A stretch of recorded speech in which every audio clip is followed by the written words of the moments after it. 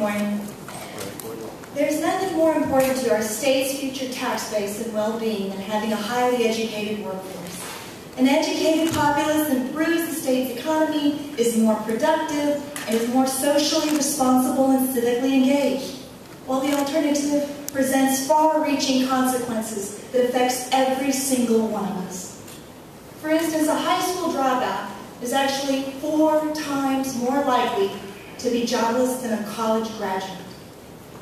47 times more likely to be jailed than a college graduate. And has a mortality rate that is 3 times higher than a person who has more than high school education. It's truly a matter of life or death.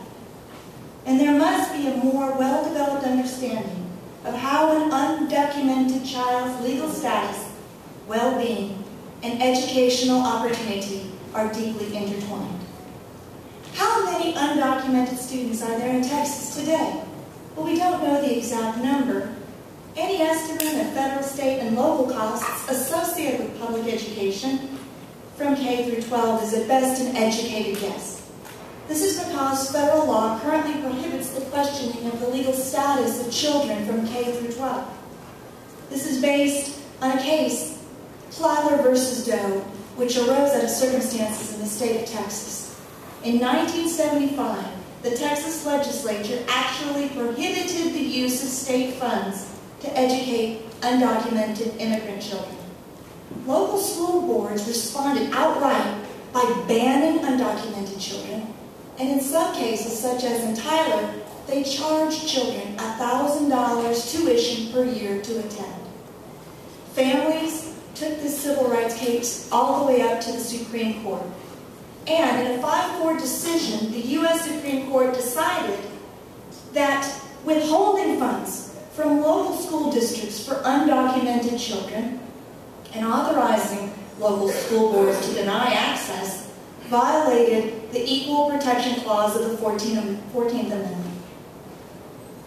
The court reasoned that this type of behavior, this type of legislation, was actually creating a class or caste out of undocumented children, which the 14th Amendment was designed to abolish. So based on the foregoing, all children in the U.S., regardless of legal status, are entitled to K through 12 education.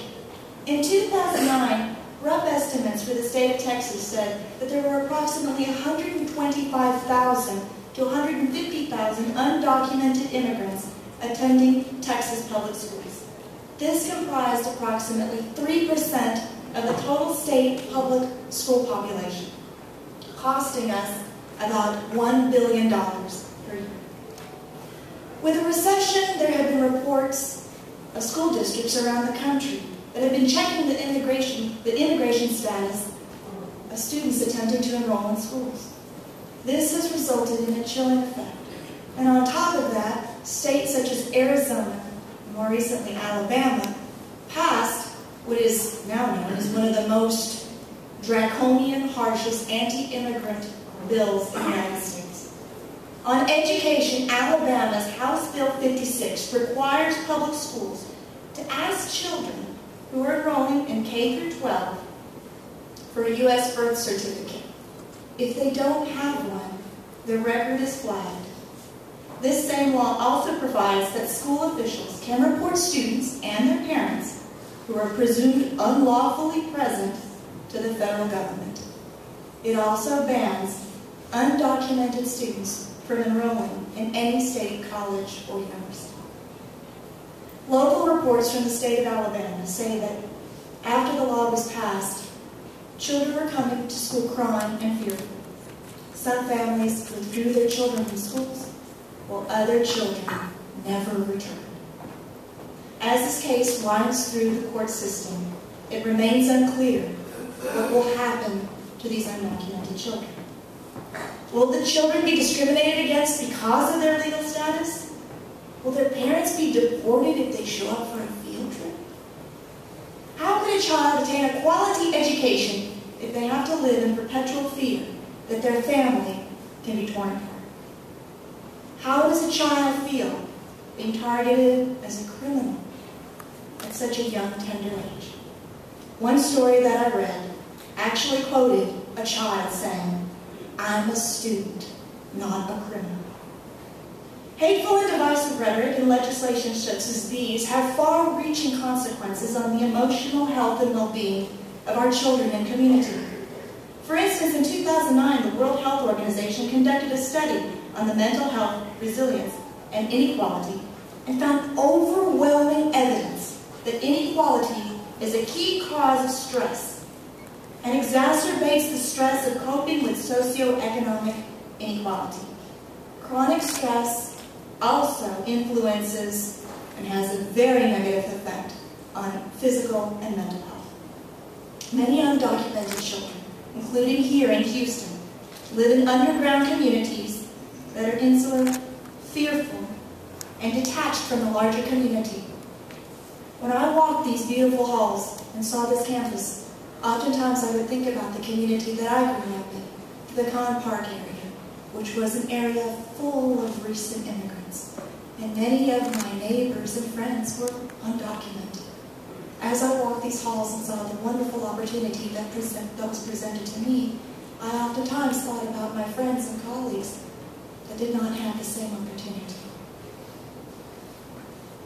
Undocumented children definitely live in a liminal state where they're neither here nor there. They may be feeling different, they may be discriminated against, they may have no sense of ownership in this country and in the old country. The child is trapped at a standstill while exposed to the tremendous opportunity that this country has to offer.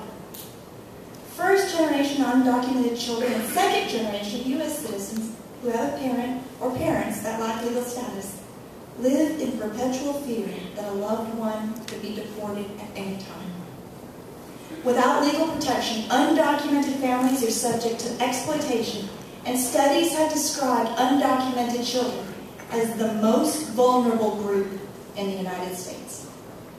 So if parents are fearful of authorities, unfamiliar with the educational system, must work long and hard hours and not be able to spend much time with their children, then we have undocumented children who must navigate through a public education system, largely on his or her own.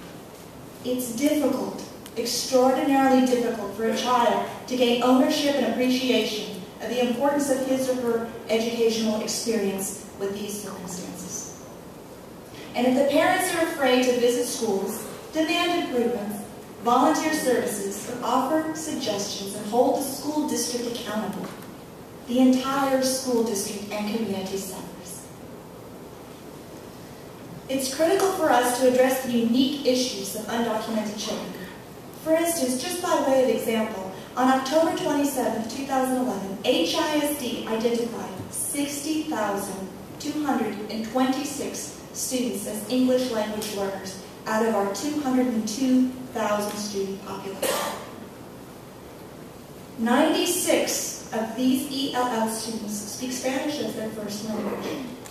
But the most troubling statistic that I've been presented with is that the dropout rate for HISD's ELL students is currently at 39%, which is an absolute crisis level.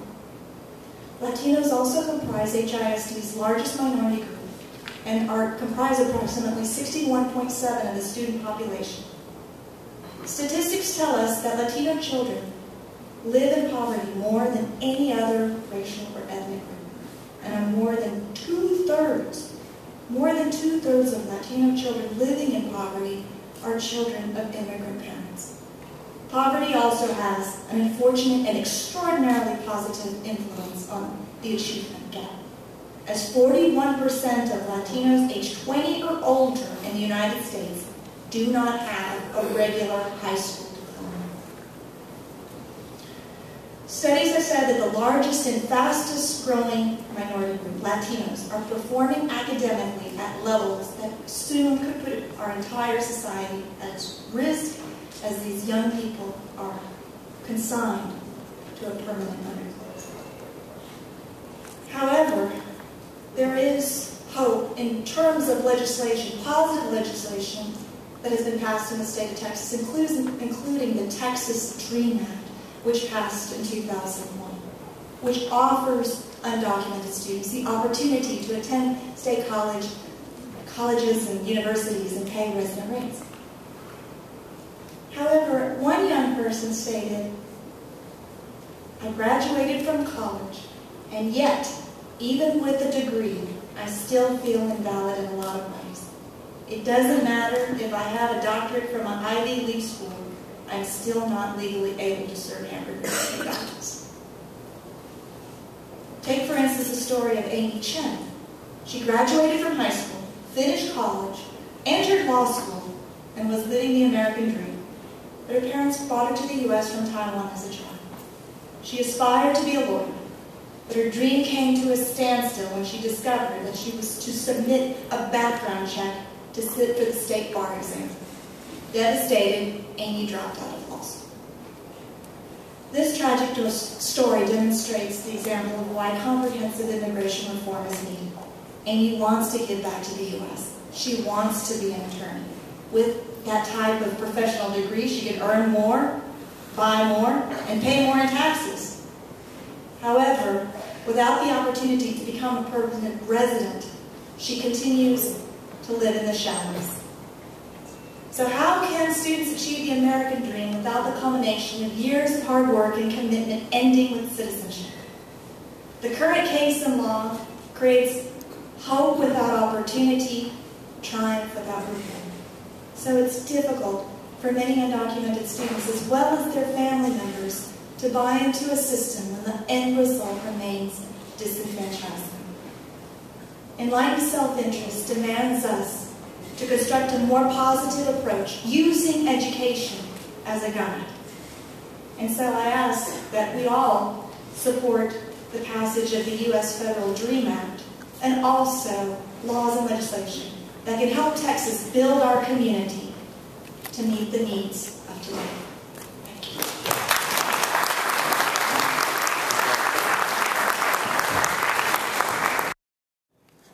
Thank you. Lots of questions. One of the things we clearly want to get to, and so many of you have touched on, is where do we go next? What are the possibilities of serious attention to these issues? One of the questions that ties into that is the question of what does it mean to say that we can implement these suggestions of IDing and taxing the undocumented immigrants who are here, that we can implement those procedures without waiting for federal government and federal action? Are there things that we can take at the level of the state and even of the city that can make a big difference? Anyone want to try to answer that? That's it. Sam Merrick is here. Let me call on him to help us out, I guess. And then there are questions for clarification we'll get to in a second. Thank you, Steve. The issue of taxing, first of all, IDing all the undocumented and taxing them in Texas is a sensible approach. I think everyone can agree with that. We're not going to deport 11 million people or 1.7 million from Texas, so we have to do something. Yes, will it be challenged in Washington? Of course. The Department of Labor will challenge the Department of Justice. But I do think that if our governor and our state elected officials, as well as our national officials, especially our senators and congressmen, support this in Austin, it can happen. Remember, to get an immigration bill through Congress, we've been trying for years. I've roamed the halls with Beto and Charles for the last 6 years, talking to our elected officials in Washington, and it's not going to happen. It's not going to happen unless Texas takes the leadership. And that means Senator Cornyn, Senator Kay Bailey, and our congressmen. And it's such a political issue right now that it may not happen. If it doesn't happen, think what's going to happen in Texas. Those immigrants in Alabama and Georgia, they're coming here because we have jobs.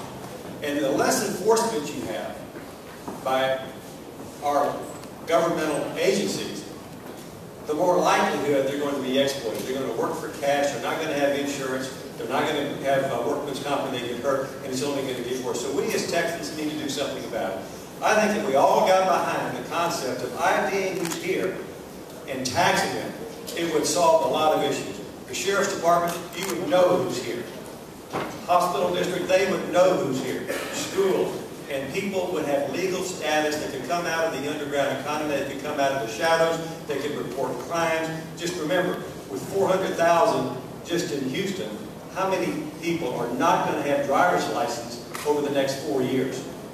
And when you go in to renew your driver's license, you've got to have that Social Security card. And if you don't, you're not going to get one. So imagine 400,000 people driving around this city without a driver's license, without insurance. What's that going to do to our city? So, Steve, I don't think we'll get an immigration bill through Congress. So I think we as Texans have to take the leadership and push to ID who's here and tax them. Thank you. We can do that. Steve, can I add one thing on to what Stan said, which is Stan mentioned that we're attracting people from other states. The partnership spent some research on that. One of the key issues is, good news isn't always great news. In that our economy here, we were last into the recession.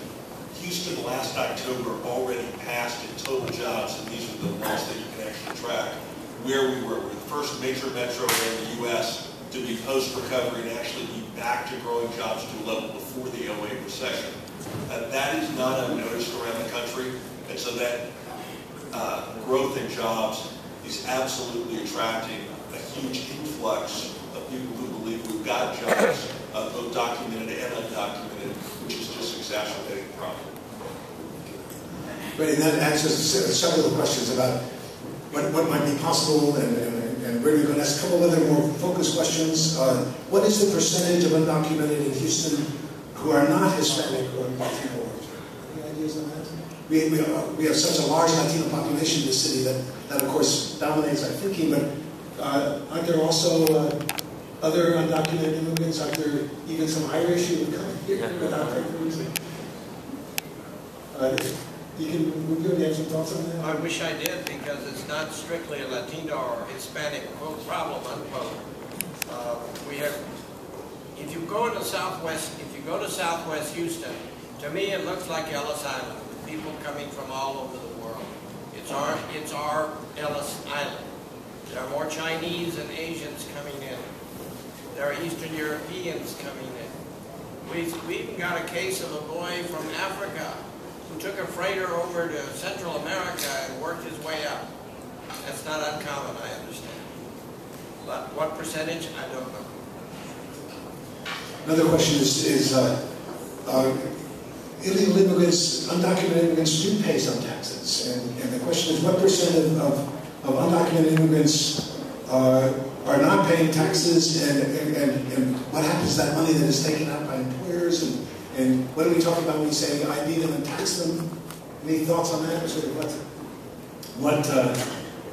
what additional taxes are we talking about that immigrants are not paying now? Steve, when we look at the state of Texas and we look at any one of us in this room, everybody here, when they fill their car up with gasoline, might think it's too high. When they buy a pack of cigarettes, maybe they shouldn't be smoking. When they buy anything at the grocery store, that is a sales tax that is put on. We are a consumption-based tax economy in the state of Texas. When you buy property, you pay a tax. When you buy a car, you pay a tax. When you register your vehicle, you pay a tax. All taxes are collected in this state regardless of legal status. However, you brought up a good question, which is payroll taxes. When individuals work in a cash economy and do not necessarily report their full income, that income cannot be taxed at the federal level. At the state level, it's one that's based on consumption, regardless of whether you own property or rent an apartment, that tax is paid. So the answer is many of the taxes are in fact being paid, and so much when Social Security is withheld, that's a net benefit to the system. That's where, because if we can pay it, we'll never be able to. Correct. Right, but even on the employee side, take the Texas Workforce Commission, we think they're short between 30 and 35 million a year simply being an undocumented worker. So while we do collect the sales tax, in many cases, whether it's through rental income that then pays the property taxes or ownership, you get a lot of the taxes. There's still a piece, and again, the partnership estimates that in total we're missing between federal and state $1 billion for a year that ought to go into the system, and there's surely services needed on the other side. So again, it's just the breakdown of the system, Steve, I think that worries me the most. You bet. And just the idiocy of this process. Another question that has come up that many of you have raised is, what would motivate an undocumented immigrant to come forward and try to get recognition, given the current situation? How do we make that step?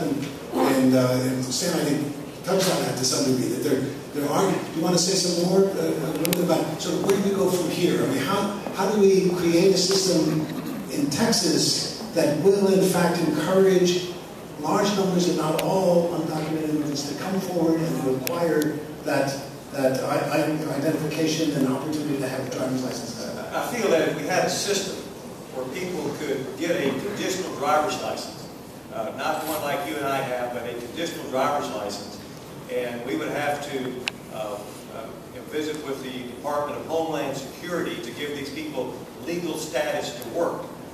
And this would be a new, innovative, sensible approach.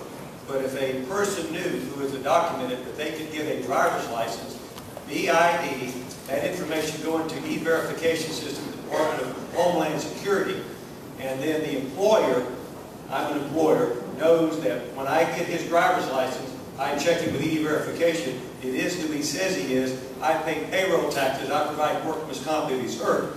I think you'd have a lot of employers that would embrace the system. I, for one, would certainly embrace it. Many employers are just waiting for the knock on the door for a group called ICE, Immigration and Customs Enforcement, to come in and do what's called an I-9 audit. This is happening every day. Over 2,000 audits are going on in this country right now. When they come in and they audit your I-9s, they give you the no matches, the people who are here illegally. That person has 60 days to correct their status, and if they don't, you terminate them. They're not deported, they're not taken away. You terminate them as an employer, and they go to work for somebody else, usually for cash. And it's a broken system, and the only way we can fix it is with federal legislation or a sensible approach in the state of Texas. Get back to ID who's here and tax them. Sure, there'll be legal obstacles in doing so, but it makes sense. And I think when the governor returns to the state, there are a group of people that will visit with him and present this idea. And the more people that talk about it, the more churches, the more nonprofits, the more businesses that support the idea of IDing and taxing, the more likelihood we can get this done. And I think we as a state owe it to the people of our state to give it our very best effort. Because there's very little we can do in Washington to impact sensible reform. In my opinion, it's not going to happen. It's a big problem for Texas, it's a big problem for California, a big problem for the border state, but it's not a big problem for the rest of the country. And I just personally don't feel it's going to get to the top of the list anytime soon, regardless. Even if the president wants to do it, he's still got the Congress, Senate, and the House that has to pass the bill. Hope that answers the question. Dr. Clyburn? Yes. I think Stan makes a very good argument, but I think that's half the argument. If you're going to be paying taxes, what are the benefits? There are many undocumented workers with false credentials who have presented them to employers who have been paying into Social Security, Medicare, who will never draw those dollars out. And that is not new. At one time there were braceros. These were temporary workers that came from Mexico. I believe there's still money left that the government collected from the braceros, and they never saw any benefit from it. So we have to look at the other side as well. Two more questions that I want to open to the audience, and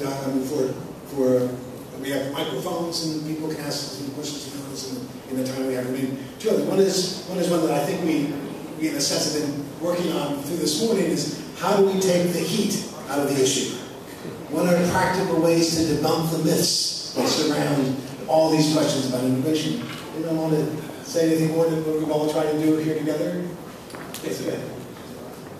The best way is really to educate ourselves so that we can educate our community. One of the myths that many people say is that we have a magnet here, a job magnet that is tied to our welfare system.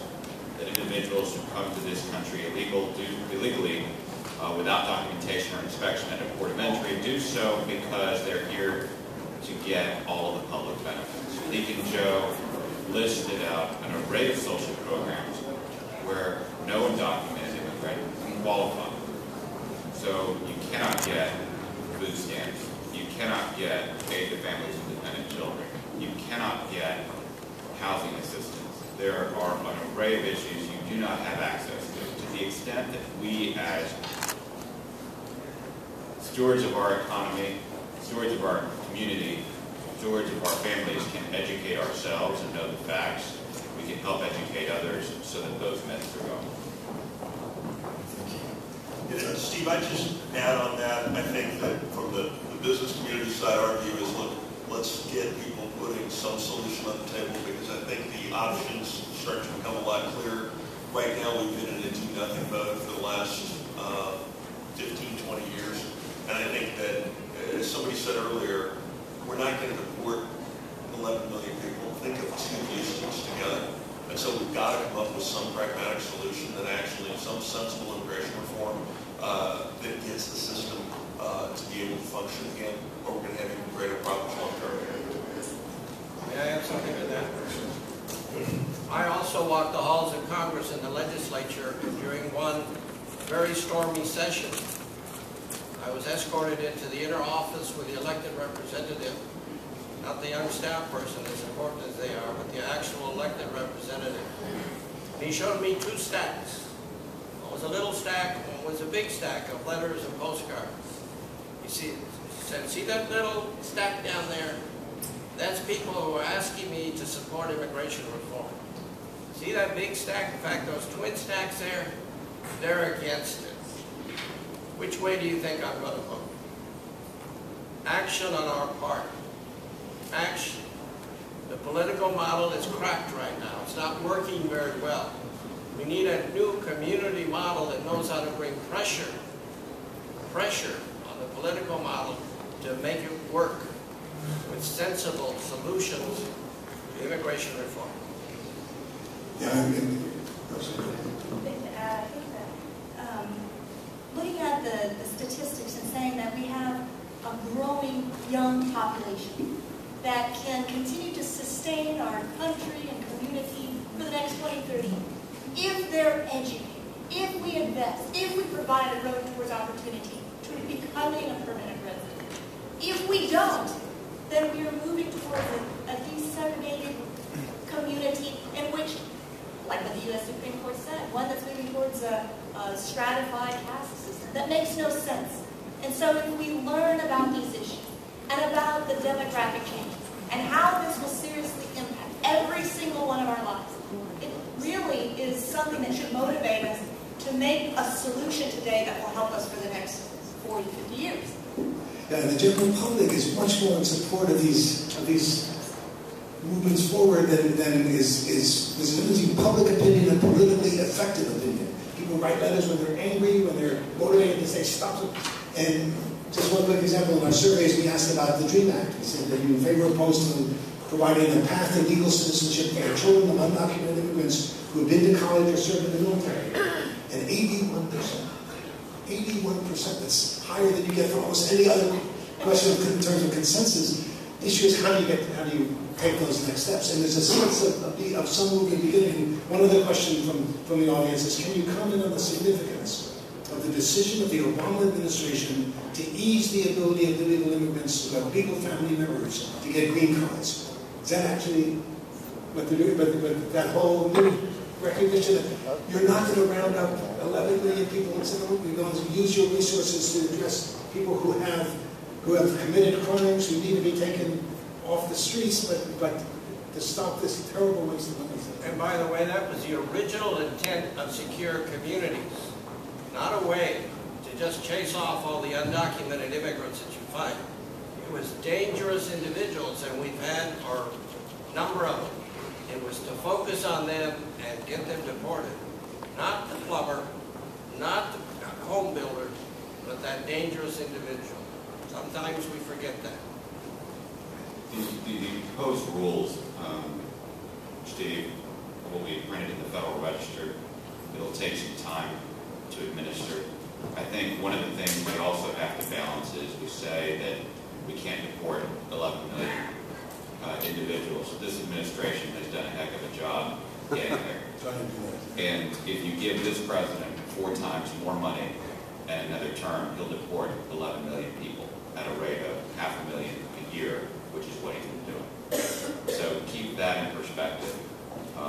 This is a targeted approach on both sides, but it is one where the lines have been drawn. But the president is trying to make a distinction between people who have committed crimes to be deported. I would hope so.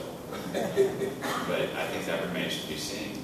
We've seen cases of legal citizens being deported to foreign countries and being found 15 months later separated from their parents. These aren't made up. We see issues of family members of soldiers who have fought in Iraq and Afghanistan being deported. So I think there's criticism on both sides of the aisle that is here.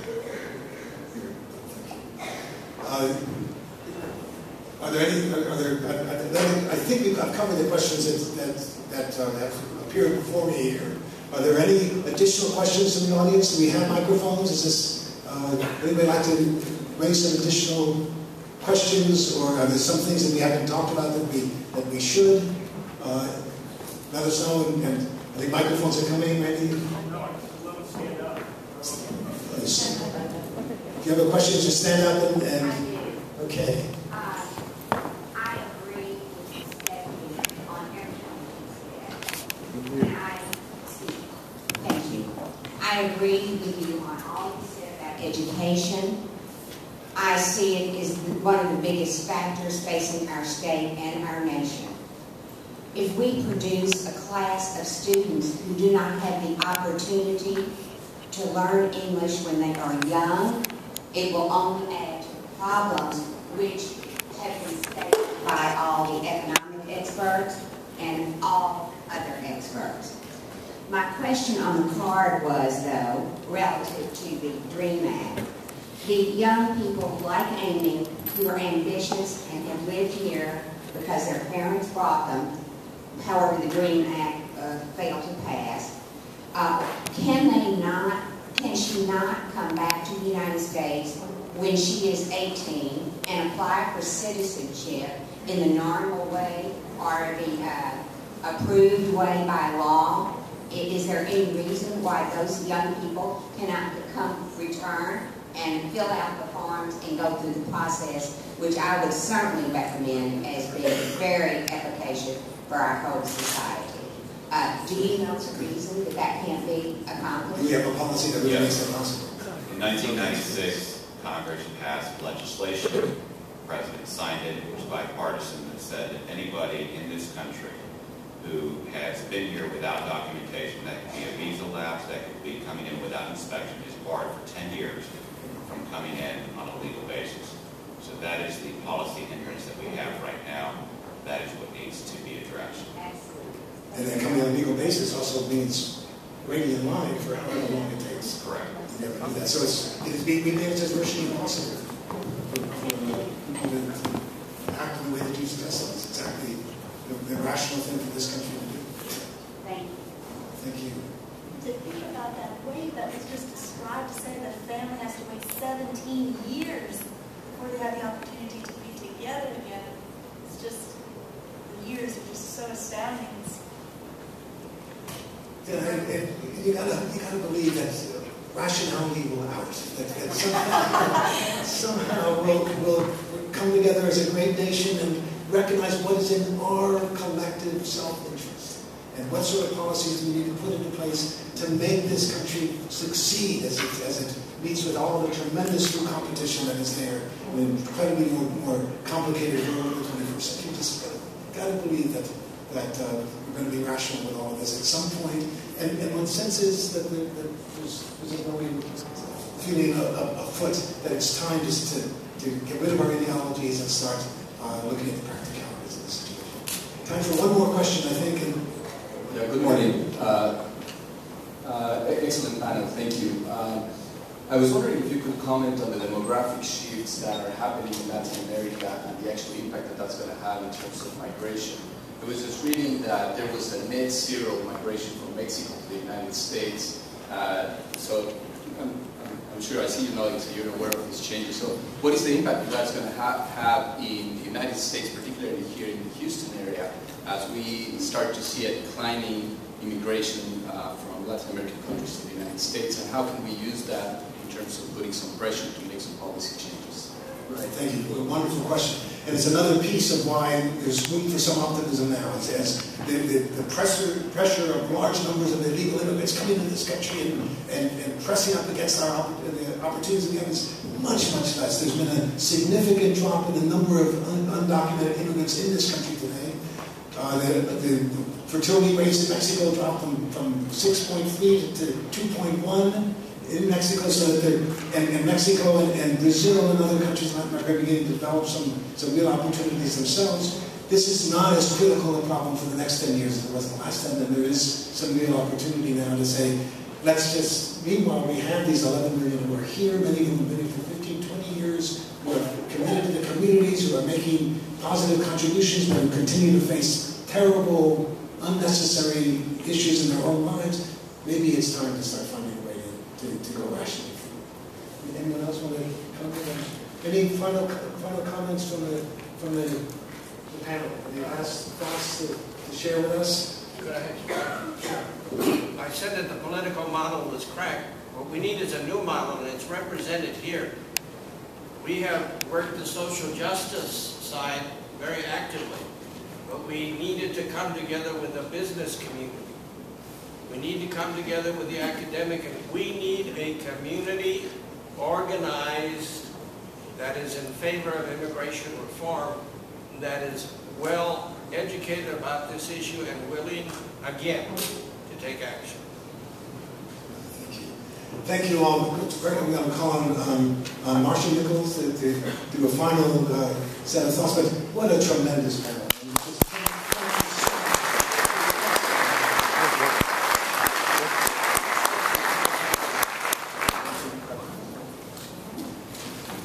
5 minutes till 10. On behalf of the AJC and the Kinder Institute, I want to thank each and every one of you for being here today and for exercising truly one of the many privileges of being in our political system.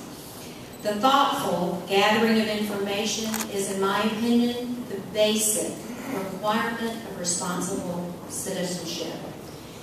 If we're to continue to be the inventors of our social landscape, we must continually choose to judiciously assess the messages with which we are so often bombarded.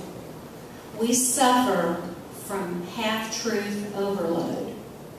The ability to discern what rings true and what is a convenient soundbite or a half-truth should never elude us. I know each and every one of you here today are willing participants in the mammoth task that we have before us. I hear almost every day from friends, from people that you talk to in the grocery store, whatever our particular venues of our daily activity, wherever we are taken, that the problems are so big, the system is so broken. Politicians, there's nothing we can do. You know, there's no power in being a cynic. I've decided years ago that cynicism is the least flattering form of human existence. It takes no energy. A cynic, to me, is an individual who has chosen to become an intellectually and emotionally drained individual. The role is easy. There's no easier role. And Theodore Roosevelt, one of our nation's greatest presidents, said that the critic and the person who is unwilling to get in the arena should hold no clout. It takes nothing to criticize to find fault. But I believe that creative ideas and collaborative efforts have always been the raw materials from which the best America has been built. And history proves, and the winds of change prove, that the reconfiguring, and which is what we're doing today, we're reconfiguring information to connect with our greater self-interest and with our long-term vision for, if not a better country, certainly a better state and a better city. And we can do this. We have the ability to make the changes. So you've heard today, and our objective today has been to share factual information regarding undocumented residents and to confront the irresponsible fiscal realities associated with our continuing to not pursue a more humane and more rational approach to undocumented workers. Our goal of successfully navigating this societal moment is an opportunity to harness our human potential and to envision and to create new vistas for the next generation. At 58 years of age, I often look at myself and think, as a child of the 60s, are we leaving this world in a better place? The winds of change have brought into our moment an opportunity that we cannot afford, fiscally or emotionally, to avoid. Courage is that small daily act of speaking the truth. There is a power and there is an ability to ignite. And I'll even risk saying, we hear the word, it's so easy to foment dissent. I don't think we're doing anything less today than trying to foment rational, cumulative, collaborative effort. Can you foment that? Let's try it. Developing an effective identification and taxation plan for Texas is going to benefit everyone. It's the right thing to do, and it's the right time to do it.